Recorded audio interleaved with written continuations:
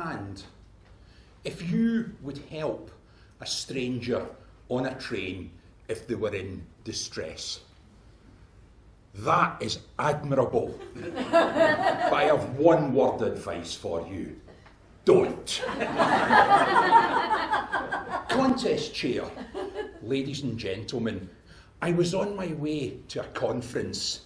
I had treated myself to a first-class train ticket from Glasgow to London. The complimentary beverages had taken their toll and prompted a trip to the toilet. I looked up and checked the indicator board to make sure it was vacant, and I wove my way through the carriage out into the corridor where I located the toilet. I double-checked. The indicator was green. I pressed the button. The door rolled open to reveal a startled young lady sitting on the toilet, her pants and trousers round her ankles. Sorry, you should have locked the door. She looked up at me, her face a mixture of confusion and panic, and made a gesture that indicated she didn't speak English and she hadn't understood a single word I just said. I did what many of us would do in this situation. I spoke louder and more slowly, and I gestured a lot. The middle button locks the... Unsurprisingly, her comprehension had not improved. Then she did what no one in her situation should ever do.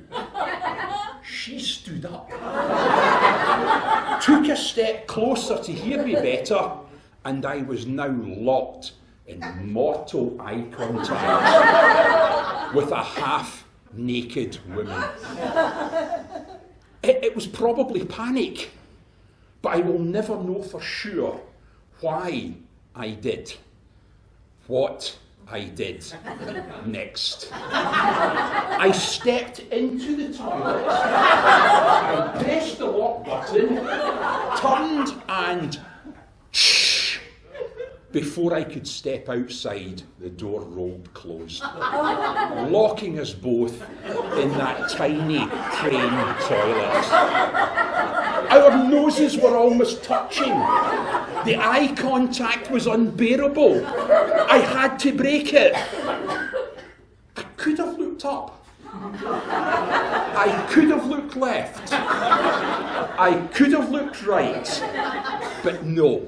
With a big, stupid, cheesy, apologetic grin in my face, I looked down.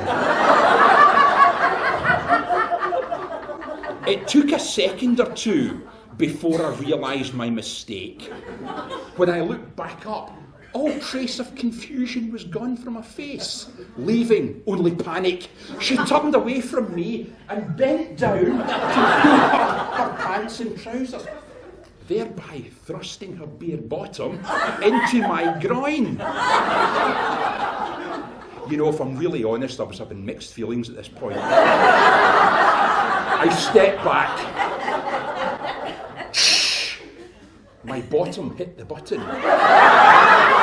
And there, framed in the doorway, was a rather angry-looking young man who I later discovered was her husband. She screamed, stood up, letting go of her pants and trousers, turned round and waddled across the toilet, slammed the lock button. Her husband disappeared. Just as the train lurched, to stop herself from falling, she grabbed the only thing she could reach, me. She threw her arms round my neck in what must have looked like a very passionate embrace to her husband, as we had just bumped the button again, was now once more framed in the doorway. The train lurched the other way. We went careening across the toilet and out into the corridor, knocking her husband to the floor in the process. Being a genuinely gallant gentleman, I tried to protect the young lady from the inevitable impending impact. I threw my arms round her, but succeeded only in grabbing her bare bottom. Crash! We came to a standstill up against the corridor window.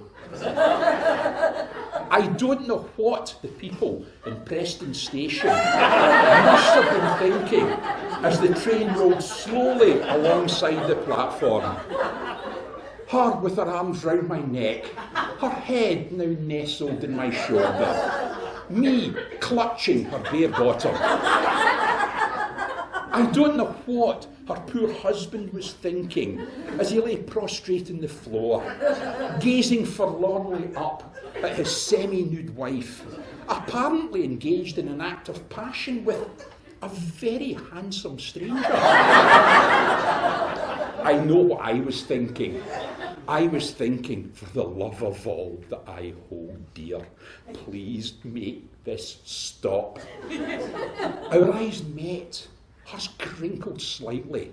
She looked down at her husband, smiled, looked back at my terror-stricken face, and burst out laughing at the absurdity of the situation. With a sigh of relief, I extricated myself from our awkward embrace, stepped over her prone husband, and walked to the toilet at the other end, all the while silently giving myself the same piece of advice that I now give to you. Ladies and gentlemen, no matter how altruistic you are, no matter how much distress they are in, please never attempt to help a stranger on a train.